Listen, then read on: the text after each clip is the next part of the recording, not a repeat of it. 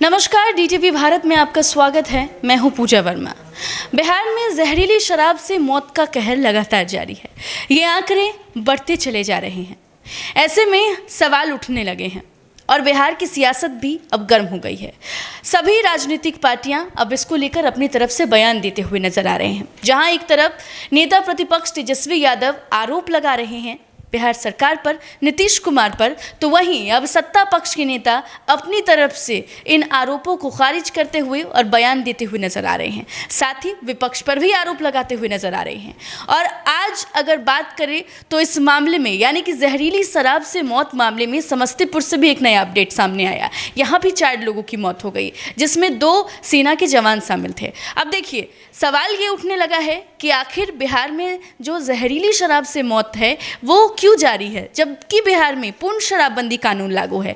पूर्ण शराबबंदी कानून लागू होने के बावजूद मौत शराब से होना ये एक सवाल खड़ा करता है। और अब इसी सिलसिले में आज लल्लन सिंह से जब मीडिया ने बातचीत की, उनसे सवाल किया कि बिहार में शराबबंदी कानून लागू होने के बावजूद फिर से समस्तीपुर में 4 लोगों की मौत हुई है। उनका जवाब सामने आया। उन्होंने कहा है कि इस पर जो लगातार मौत हो रही है उस मामले में जांच जारी है, लेकिन जांच जारी होने के बावजूद ऐसे मामले सामने आ रहे हैं।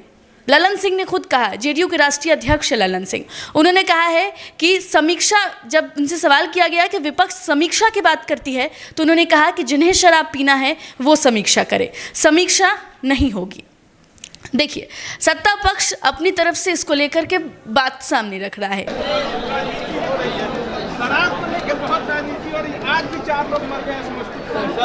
शराब की जांच हो रही है, होगी।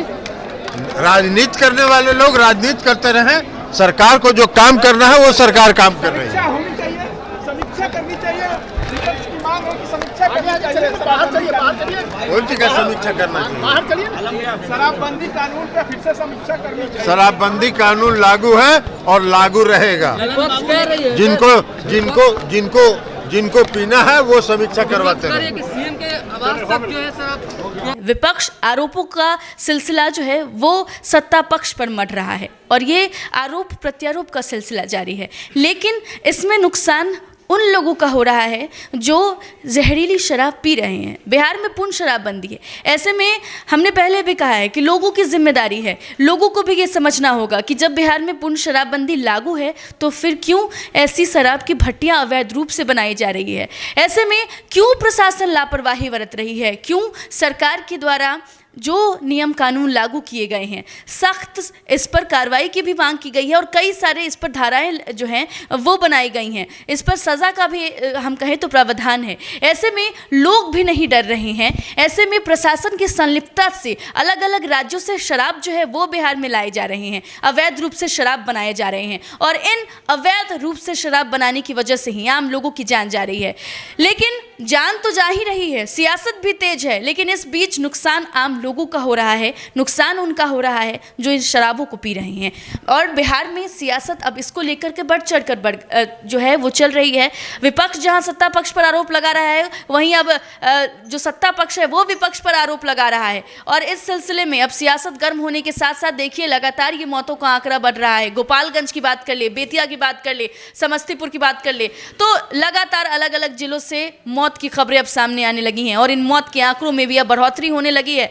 और सवाल अगर बात करें तो खुद गोपालगंज में जिलाधिकारी ने बैठक की। बैठक करने के बाद उन्होंने जानकारी देते हुए बताया कि लगातार छापेमारी है, 230 कंटेनर अवैध शराब जो है वो बरामद की गई है। तो छापेमारी भी हो रही है। प्रशासन अपने स्तर से बात ज़रूर करती है कि वो कार्रवाई कर रही है और वो कर भी रही है, लेकिन कुछ ऐसे अगर हम कहें तो प्रशासन के लोग हैं जिनकी मिली भगत से लगातार ये बातें सामने आती हैं कि शराब की अवैध रूप से तस्करी हो रही है, अवैध रूप से उनकी अगर हम कहें तो वो बनाया भी जा रहा है। ऐसे में ज़रूरी है सभी को सतर्क रहने की। डीटीवी भारत भी तमाम लोगों से ये अपील करता है कि शराबबंदी है और इसमें आम जनता का सहयोग बेहद ज़रूरी है।